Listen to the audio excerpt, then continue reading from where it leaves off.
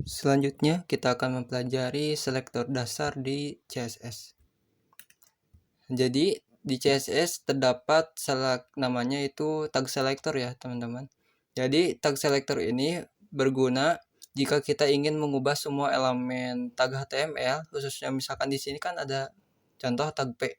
Kita ingin mengubah seluruh tag P yang ada di HTML warnanya misalkan menjadi abu-abu ya teman-teman. Jadi efeknya itu ketika kita memberikan color gray kepada paragraf atau P yang kita select dengan tag selector ini di CSS khususnya, maka seluruh paragraf atau tag P yang ada di dalam dokumen HTML kita itu berubah warnanya menjadi abu-abu. Nah, jadi tag selector ini cocok ketika kita ingin menggunakan pengaturan dasar global ya. Jadi kita set dulu pertama-tama misalkan ukuran fontnya berapa, ukuran teksnya berapa, atau ukuran teks ya teman-teman. Ataupun warna teksnya itu mau apa, kita set dulu secara global. Jadi itu fungsi tag selector. Kita contoh.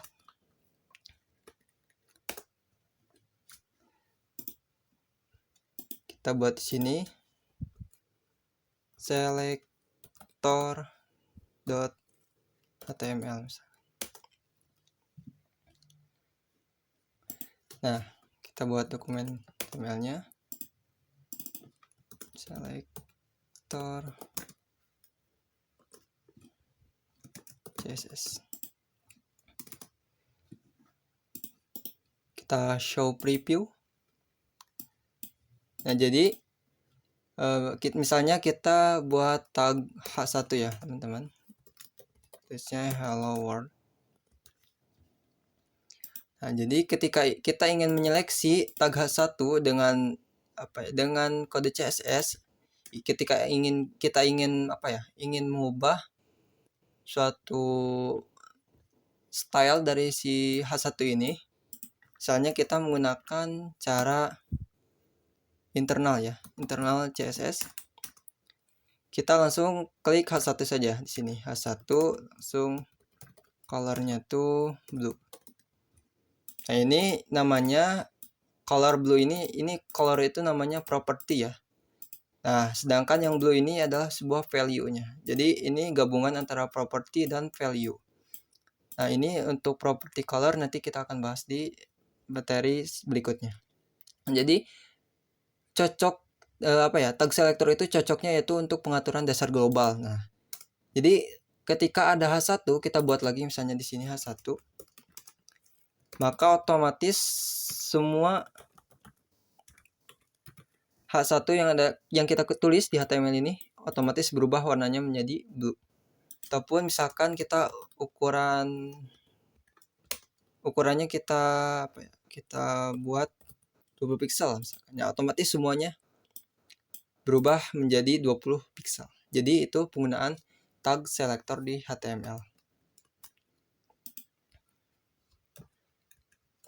Nah, selanjutnya selain tag selector ada juga yang namanya class selector. Jadi bedanya dengan tag selector, kita langsung menuliskan nama tagnya ya di CSS. Tapi dengan class selector ciri-cirinya yaitu menggunakan tanda titik ya, tanda titik di kode CSS kita. Misalkan kita di sini ada yang namanya button class tombol keren ya. Nah, jadi ketika kita menulis di CSS-nya, kalau kelas itu identiknya itu harus dengan tanda titik. Lalu diikuti dengan nama value-nya. Value kelas itu yaitu tombol keren. Titik tombol keren. Jadi kelas tombol keren. Nah, jadi otomatis ini propertinya berubah mengikuti apa yang ditulis di kode CSS kita.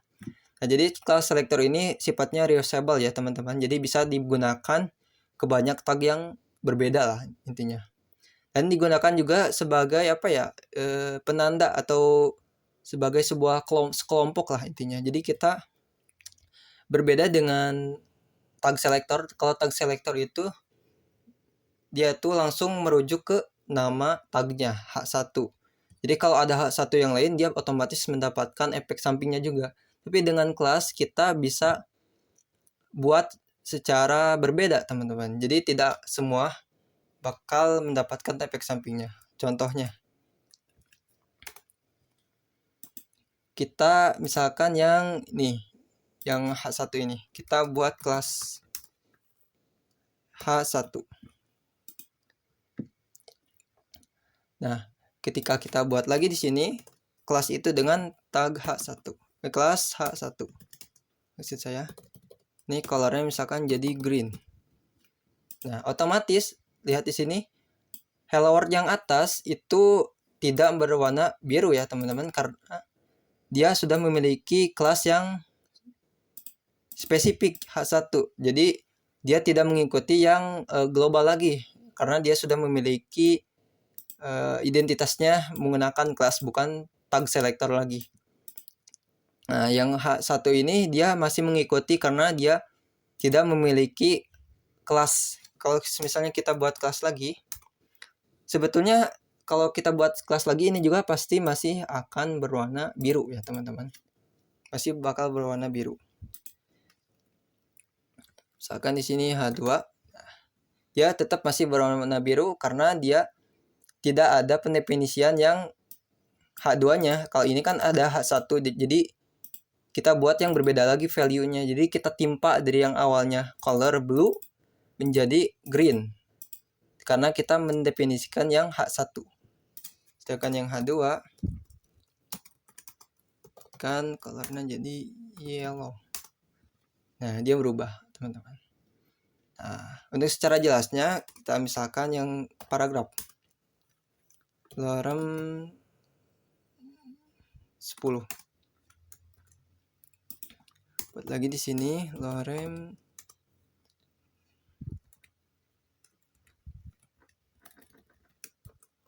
Nah, di sini. Nah, ini secara default dia menggunakan tag selector. Kalau di sini kita buat tag selector. Tapi kalau kita buat dengan kelas, dia beda lagi. P1 misalkan, atau paragraf 1, dan ini kelas P2. Nah, ketika kita ubah yang kelas P1, misalkan warnanya jadi misalkan apa ya, gray.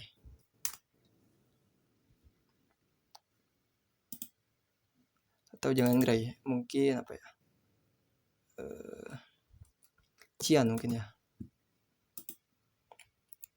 Oh, salah. Nah, otomatis yang berubah hanya kelas P1 saja. Tidak, si P2 ini tidak mengikuti karena kita yang diubahnya itu yang kelasnya aja, yang spesifik kita tulis di sini. Nah, kalau mau yang berubah P2 ya kita buat lagi aja di sini P2. Sekarang di sini warnanya jadi kita blue misalkan. Itu jadi berubah. Nah, itu namanya kelas selector. Nah, dan ada satu lagi yang namanya ID selector. Nah, ID selector ini sifatnya unik ya, teman-teman. Jadi, teman-teman di dalam satu file HTML itu hanya boleh satu yang namanya sama ya. Jangan sama ya, intinya. Jadi, intinya dalam satu file HTML itu hanya boleh satu nama yang khusus, tidak boleh sama. Karena dia sifatnya unik ya, teman-teman. Nah, dan kita definisikannya di CSS kita dengan tanda pagar-pagar di sini ya, tanda pagar. Dan di HTML-nya kita buat dengan ID selector yaitu ID. Nah, ini value-nya itu tombol, misalkan tombol spesial ya untuk button ini. Kita contohkan.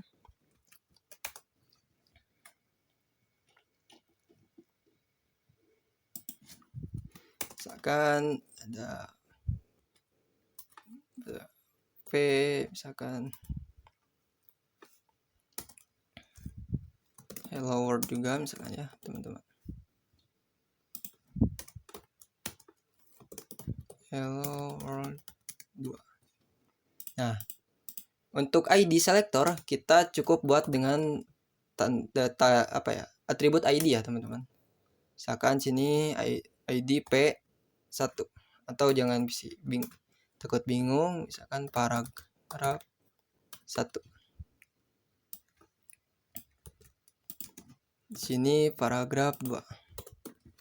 Nah, cara penulisan di CSS-nya cara menyeleksi si tag P ini dengan ID, yaitu dengan tanda pagar ya teman-teman. Paragraf 1. Misalkan background colornya kita ubah jadi aqua. Nah, kita ubah menjadi aqua. Nah, dan ini tidak boleh sama ya teman-teman. Kalau ID itu sifatnya harus unik. Jadi dalam satu file HTML ini nggak boleh ada yang sama namanya. Harus berbeda. Yaitu ID selector.